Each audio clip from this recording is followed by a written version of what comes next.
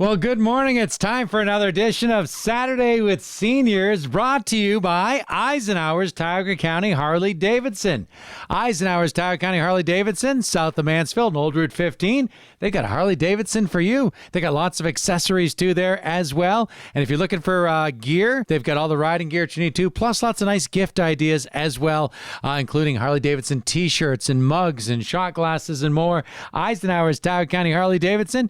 We appreciate them supporting Saturday with Seniors. And our guest, Ardys Boostrom, today on Saturday with Seniors, again, brought to you by Eisenhower's Tioga County Harley-Davidson. Dr. Ardys Boostrom, thank you for coming by our studio. Thank you for inviting me, Kevin. I met you at a auction that was going on, a fundraiser auction, and I know you're involved with a lot of good things in this community, so I have a lot of respect for people like that. Oh, well, thank you so much.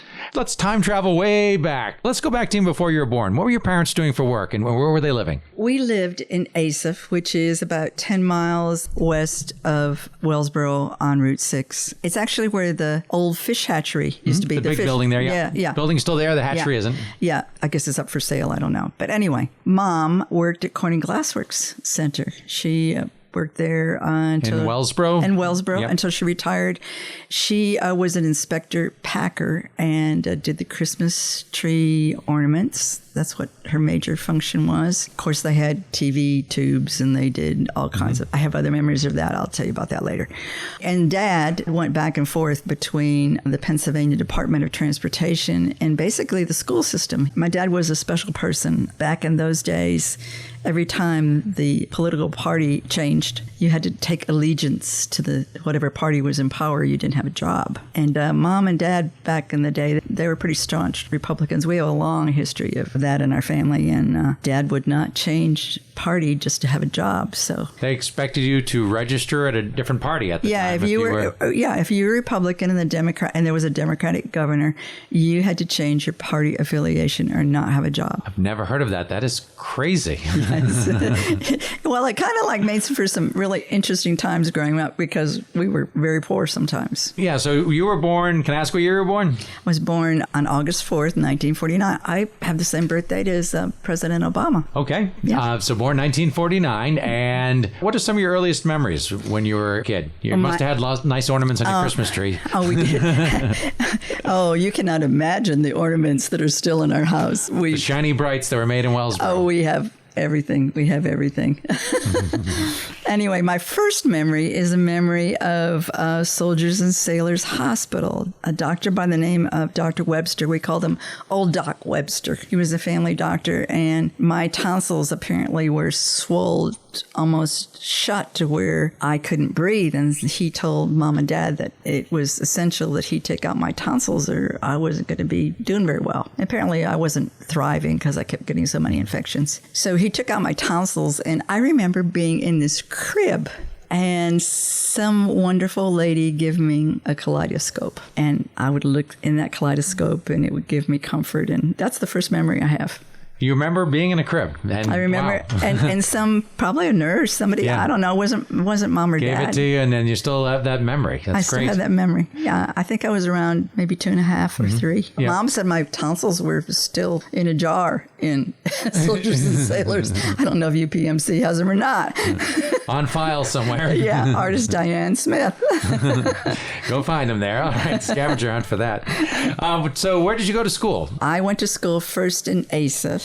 Was that an elementary school only in Asaph? So that was a 2-room school. The first 2 rooms were first grade to maybe 5th, maybe, I'm not sure, 4th or 5th. And then the last part to 9th grade was in the other room. And it had a coal stove. Those teachers actually came from the normative school in Mansfield. Mansfield provided all the school teachers in the area in Ansonia, Morris. That's where most of the teachers went to get their certification. They went to Mansfield, Yep. My grandmother went, I believe, in 1898. She was at the normative school.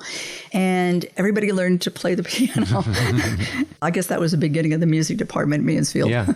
So you had 4 or 5 grades all being taught together. That must have been chaos.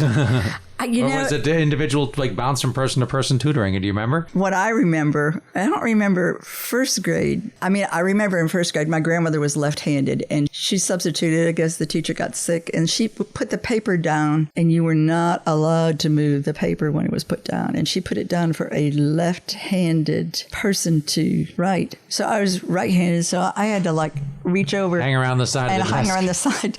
And she was quite stern. She was like, do not move the paper. Okay, I won't move the paper, Graham. And the big cool thing that I remember about that was at recess, we played Annie Oakley. All the kids from first to ninth grade. And we threw the ball over the roof. And then, of course, everybody started running to the other side. And I'm not familiar with this game. So you throw the ball up on the roof and then you run to the other side and try to get it? So, no, you throw the ball over the roof and somebody on the other side catches the ball. And then they come around and I think they tag each as many kids as they can. And those kids are recruited to the other side. So it's called Annie Oakley. Okay. Annie over.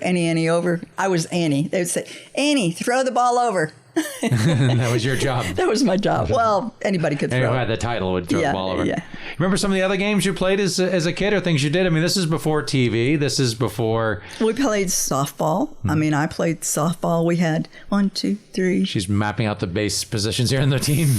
Yeah, we had 4 bases. And they let everybody play. And then we played after school in the school ground. I actually was a tomboy and I learned to play football and they'd say, Annie, come over here. This is the center position. Put the ball right down here. And you need to like just take that ball and hike it back to the guy. And I got really good at that. And then as I grew older, it was, Annie, you see that kid down there? See if you can throw that ball to that boy. And then I finally got to catch the ball. And the rule was if there were no girls playing, which most of the time there were not, this was after school, that it was flag football and they could not knock me down because I was just little. I was like maybe fragile 5, 6. Yeah, and they were like big. Play the flag, not the player. You're right.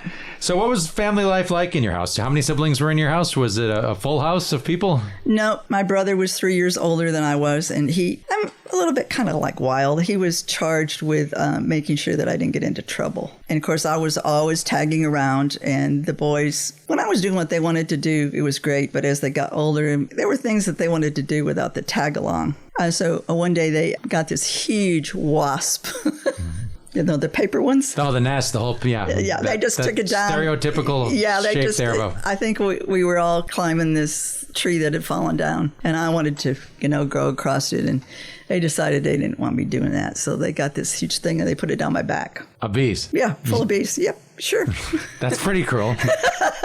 Well, Are you still afraid of hornets or wasps or whatever live in those things to this day? Nope. No. Nope. I had a few bad experiences as a kid with wasps and bees stepping on nests, and I'm still shook up from that. Well, I don't like the white-faced hornets. I'm sure anybody that lives in this area knows how mean they are. Yeah, they are. The bumblebees are actually a lot nicer than we give them credit for.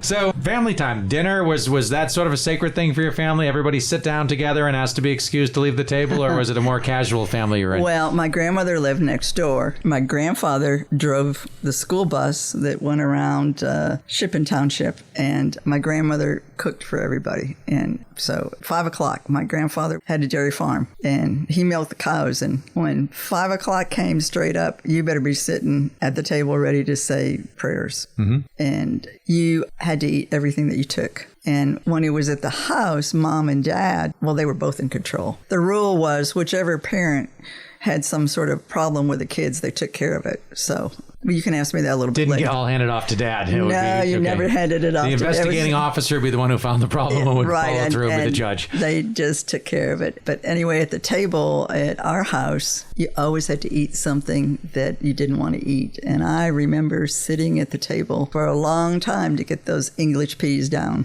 They were not your cup of tea, huh? No, they were not. I must have some sort of chemical thing where there's a peculiar taste, and I just don't like them. Yeah. Did your family go out to eat much? You're kind of in the middle of nowhere being an ASIP. No, we were poor. The first memory I have is when I had braces in 9th grade, and we had to go all the way to Williamsport to get those braces. And that was a big deal because people didn't have money for kids to have braces. Mm-hmm. I had had a lot of childhood diseases, and my teeth did not come in. And the dentist, who was up above what would now be, well, the new taqueria on the corner. Yeah, where Subway was years ago. And Right, then yeah. Another place. He was kind of in some offices up there, and he sent me to Williamsport, and the McDonald's opened. In Williamsport. Yeah, we had French fries every New Year's Eve. We had real potatoes, and the big thing for the family was to peel a bunch of potatoes and have French fries when the New Year's came in. It was cool. So did you go to McDonald's in Williamsport then? We absolutely did. So ninth grade for you would have been, let me see, you would have been about 14 years old. So we're talking early 60s. Yeah. So that was your first time ever seeing a McDonald's? Yeah. And I know when we first got pizza, it was at the lake. There was a lady from Corning who was next door, and she made the first pizza that I'd ever tasted in my life. It was hamburger pizza, and it was square. It was on just a regular cookie sheet. Yeah. And she cut it into... That was a whole new experience for you. Absolutely, completely. Was it meat and potatoes pretty much your house as a kid? A lot of stuff that was local from the farms? It was farm food. My grandpa, he raised the chickens for the Wellsboro Diner and provided the eggs. So there were lots of chickens and lots of eggs. And my mother, well, there were lots of feathers when we were cleaning the chickens. And the chickens ran around with their heads off. And I've heard stories of that. Never quite witnessed that, and I'm glad I haven't. Well, most farm people have. Yeah. I know people I've talked to. I've just not witnessed that, and that's fine with me. But so, did you come to Wellsboro much in your younger years? Do you remember? Do you have memories, or in your teen years coming to town? Well, I remember the first really young memories. Dunhams, the Dunhams family did a lot for Wellsboro. They've been here for a long time, and they used to open up the Arcadia Theater on Christmas morning, and all the kids who could get into town came in, and we had cartoons, and sometimes it was short cartoons from Disney. And I remember watching Snow White and the Seven Dwarfs, and after that movie, the whole theater was filled. Just kids every place. Santa Claus came and brought everybody candy. Wow. It was cool. And I remember the A&P store when we came into town. That's where Mom got her groceries. Now, the A&P is where Tops is now, or is that Water Street? No, the A&P is where Laurel is at Water Street. And the post office was just in that big, I think it's an accounting. Yep, accounting firm in there now. Yeah, right. That's where the post office was. But the thing I remember about the A&P store was that they had chocolate nuts, the coffee that you grind. And I loved to smell that coffee. And my mom was like doing her little thing. I was back there and I was like sniffing because all the people would come and they'd grind. And I was like, oh, that smells really, really good. And about a half a block from where the post office was, there was a soda fountain there, I believe. At Kench's drugstore? Yeah, on the corner. There was a counter with seats. So after school in junior high, we would walk down and sometimes we'd go to Kench's, which is where you get your pharmacies and that kind of thing. And they had just a really cool store with just everything in it. But the better place to go was across the street, which would be sort of in that area where Timeless is, or the next one. There was a ice cream shop that had the old-fashioned tables, and then it had booths. And we would go and we would have, I think it was 10 cents. We would get a scoopful of vanilla ice cream with hot fudge on it. And we just thought we had died and gone to heaven. And if we had gum, you weren't allowed to chew gum in school. If we had gum and we had walked down with the gum, we would put the gum. Where'd you stick the gum? We put it in the booth. But, there'd be like 6 or 8 kids in the booth, and everybody would take their gum out and we'd stick it under the booth, the table. Yeah. And it was like that thick. It was like 4 inches thick of disgusting gum. But it's a memory that you have. Oh, we were kids, It was like, to walk downtown and have your parents pick you up for some reason was just... Remember wink and blink and a nod before the fence? Were you ever in the fountain?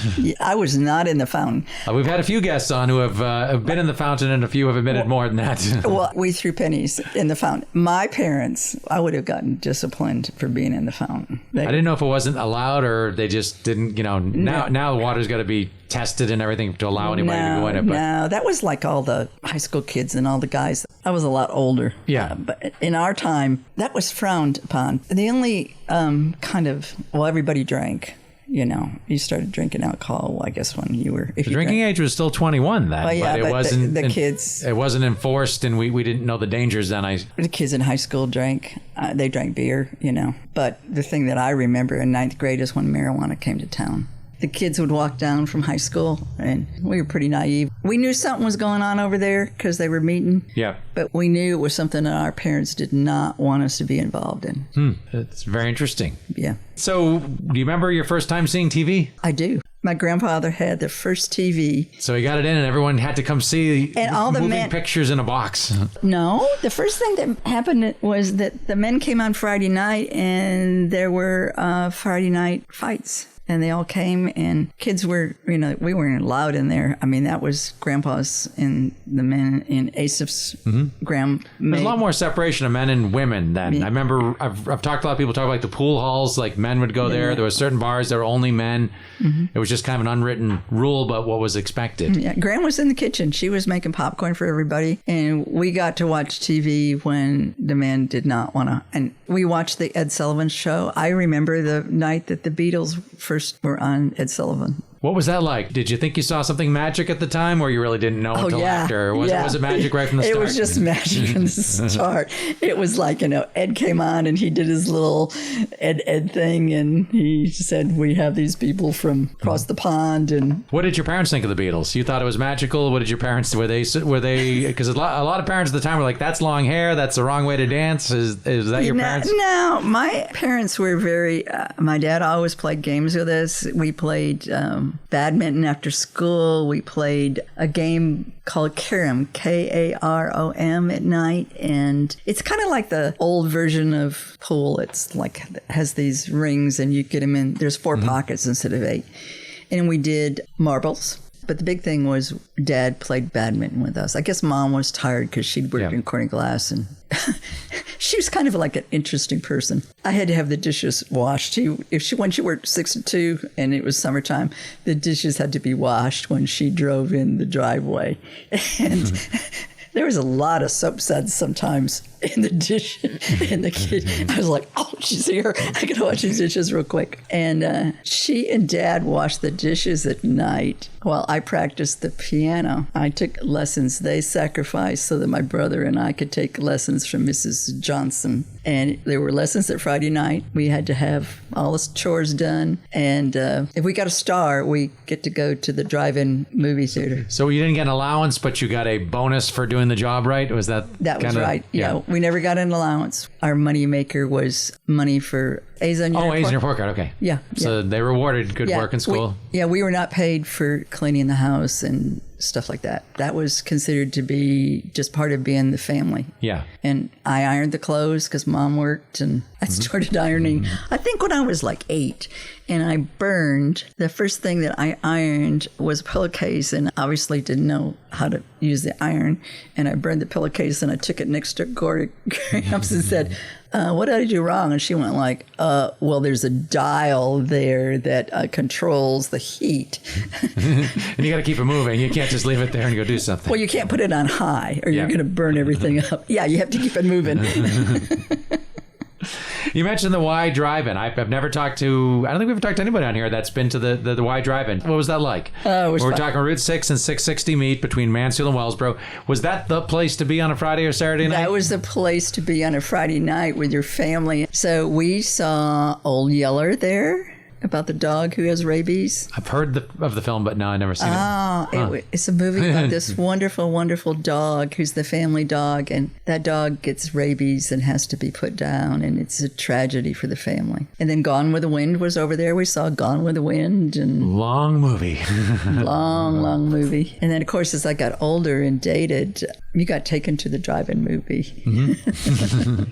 There was an element of privacy at the drive-in There movie was theaters. An element of privacy, yes.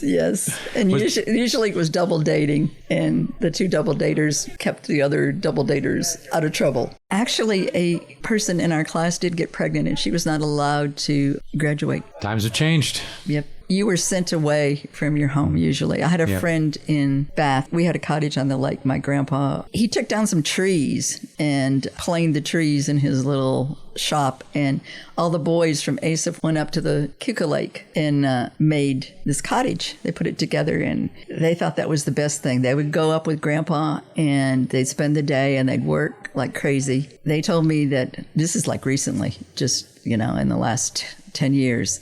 It was the best time of their life because they got to work with Grandpa, and Grandpa let them eat all they could eat, and they got to swim for an hour after they finished working. Had to wait 15 minutes, though, because you get a cramp and drown. Actually, we had to wait an hour because Keuka Lake... Every parent said that when I was a kid. Well, Keuka Lake is really, really cold. Yeah. Yeah, I don't know if you've ever swum up there, but it's cold. Mm-hmm. It's warmer than Seneca. Seneca's the cold, really cold one. You can't swim in Seneca. It's too cold. Like 1 foot below the surface, it's like 30 degrees colder. Keuka Lake is the best lake. Mm-hmm. So what was your first paying job? My first paying job was at the Valley House restaurant down in Ansonia. A German family had So there was a restaurant in the village of Ansonia? So it's on Route 6, kind of across from where the kayaking place is. There's several... Pine Creek Outfitters. Yeah, there's cottages there now. It used to be like a bar about 10 or 15 years ago, and they tore that down. 15 during hunting season, they needed extra help, and I started waiting tables there, and I was kind of good. I told the men, you come out with your stakes and all this stuff, and you'd be doing like whatever you were doing, and I said, don't worry until it hits the floor. You're going to get your food. Wow. So what was your first full-time job then? Where'd your career take you from there? You graduated from high school, and then did you go to college at that point? Well, I went to college at Wilson College in Chambersburg, Pennsylvania. I was the valedictorian in 1967 at Willsboro Area High School. And I got a scholarship at Wilson College, which is a Presbyterian girls' school. Mm-hmm. And I was on work study. It was... I was actually in the Presbyterian scholarship. Before I graduated, I had to recite the Presbyterian catechism and do all kinds of questions about what a good Presbyterian would do for the rest of their life. Make sure you were worthy of the funds. Well, I guess so. And we had to take religion every semester. Well, I had to. Mm-hmm. What did you get a degree in? Well, I got a degree in chemistry. It was interesting because now you get a credit for every lab that you take. This was a Bachelor of Arts. They only taught us to think. They didn't give us a vocation. So I took chemistry, biology, physics, math. And of course, we had to take a language, and I took music theory. Mm-hmm. And then take religion. Yeah. So you only got 3 credits for every one of those. So there was a 4-hour lab 4 days of the week for me. And then I was on work study, so I was preparing all the chemistry labs. And we were running the projectors, and we were running the school switchboard, and we became quite close to the security people, so we got some perks for that. Some protection. Well, you could not be out past 10 o'clock. We were on the honor system, and there were 5 of us who were on work study, and we became quite close. And a lady who's a renowned doctor in arthritis now, she was the person who was really wild in our group, and we always had to keep her in control, and she just... Do you still stay in touch with her? Is she still around? She's still wild? I don't think she's... Well, who knows? I'm kind of wild. I'm kind of wild, so maybe she's still wild. The whole group is still the same way. You never... I haven't seen her in years, but I know that she was at the University of Maryland a few years ago. Well, we have just a few more minutes, and I just want to talk, I guess, a little bit about where your life went from here. You went to school beyond your 4-year degree to be a doctor? Tell me what your... I took chemistry because I figured I wouldn't have to study if I was in chemistry. Okay, you took the easy road. Well, I had a lot of... I did that in college too, don't worry. I had a lot of interests in, physics, math, German. You know how it is. Mm-hmm. Music, you already played the piano? My brother was at Lehigh, and he would come every weekend. He was in the hiking program, and his best friend liked this girl, and they would come pretty much every weekend. The girl was really nice. She was in the French house, I think, or German house. My brother didn't want to do French, so he came so that I could write his French papers. And then we would go to Georgetown, and this guy had one of the old Volkswagens. We had to push it to get it started. We had to leave it on a hill. So you asked me where I went from there. Yeah. So I married the barber's son, Gerald Grosjean. There was a barber that everybody got their haircut from. In Wellsboro? In Wellsboro, named Bob Grosjean. He was an excellent, excellent golfer. He could have been a professional. And his son, so he got married in the Methodist Church. I think probably Mercedes Dunham played the organ, or one of the Dunhams played it. It was like the big event of the, I know Bobby Dunham played the organ too. Bob Dunham. And then he took me off to Stephen F. Austin in Nacogdoches, Texas. And I ended up getting a master's in chemistry and did some research and synthesis of some sort of pesticide. And then I decided that kind of didn't work out so well. I wanted to go to medical school. And I got into Southwestern Medical School, the hub out of the South. And then I went to Fort Worth and did my family medicine residency program. Kind of got down into South Texas with another marriage and have 2 wonderful children. The kids were in a poor performing school district, so I was the director of the rural public health. And I decided that my son was bullied and he had bruises over his liver, and I decided that probably was not the best situation for him. He actually was told by these kids that if he went to the field trip day that they were going to kill him. So we went to the diocesan schools, and I left the job with San Patricio, which was just normal health department. I was a jail physician, and went over to be the medical director of Corpus Christi, Nueces County Public Health District, and ended up being an interim local health authority director of that with my old job in what I would call tumultuous times, one of which was West Nile and St. Louis encephalitis in the city at the same time. Never had ever happened in the United States. And also a doctor called and said he thought somebody might have smallpox. We had the 100-year flood. We had tornadoes. You picked a fine time to be there, huh? I picked a fine time to be the director. So I finished up my career there as the communicable disease specialist, and we were doing regional preparedness. And I got a gig with Texas A&M, being the public health expert on a team to do functional drills for the United States. Wow. We went to Hawaii. Been all over the place. I've been. So how did you end up back in Wellsboro? Did you take a job here? No, I was kind of burned out at the end of all this. And at the end of the city manager's little TV show that we had every week, where we got tooled in front of the city council, we'd always go out someplace and eat and have a few beers. And this old city manager said, "Dr. Boostrom, you are way too nice for this job. As soon as you can retire, please get out of here." And I did. And I said, well, do I want to go to the CDC? Do I want to go to Thailand and work in HIV? Do I want to, there's this new program where they have communicable disease specialists that are at the port of entries. Do I want to live in San Francisco, New York, whatever? No, I like 4 seasons. I think I'll go home and just hang out at the lake for a while. So I came home. And did you have your practice medicine since you've been in Tioga County, or was that kind of the end of your... I have had previous surgery on my head, and I was in a solo family practice in which I did vasectomies in the office on Friday afternoon, and I've delivered 1,000 babies and da-da-da-da-da. Back in the day, we didn't even have sonograms. We had sonograms at the end of when I was, Done very differently than now. Very differently. I practiced hospice when hospice didn't even have a name. For the farmers, I went out to their house. Spent time and helped the family? Spent time, said we need an IV for end-of-life care, and showed them how to do it. Very interesting. So when I came back here, you can't depend upon me because I have vertigo attacks. And I just felt like that was not fair to a family for me to be trying to take care of them when they couldn't depend on me.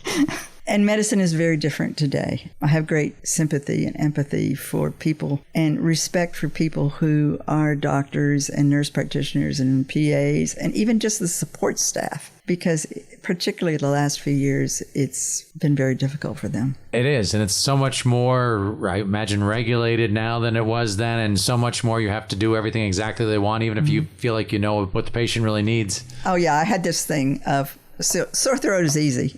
Sore throat is either infection, cancer, whatever. You have this Yeah.